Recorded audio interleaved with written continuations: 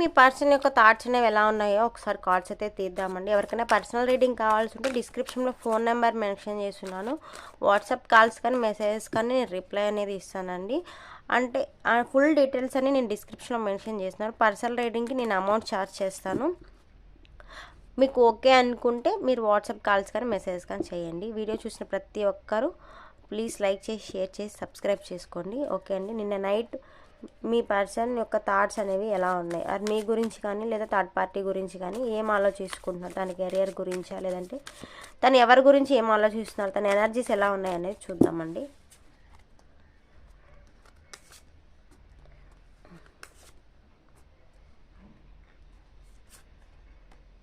Okay అండి. తను ఏదో లీగల్ ఇష్యూస్ వల్ల సఫర్ అవుతున్నారని దాని గురించి అయితే మీకు మీ పర్సన్కి ఏదైనా లీగల్ ఇష్యూస్ ఉంటే దాని గురించి సఫర్ అవుతున్నారంటండి మీ పర్సన్.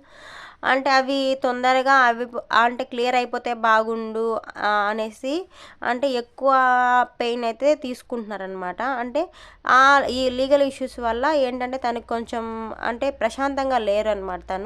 తను ఏదో ఉన్నారు. ఎందువల్ల మీకు మీ పర్సన్కి లీగల్ ఇష్యూస్ అంటే ఒక లేడీ ఆర్ జెంట్ వల్ల కావచ్చు. దానివల్ల మీ పర్సన్కి నైట్ అనేది నిద్ర లేకుండా ఆలోచిస్తున్నాడు.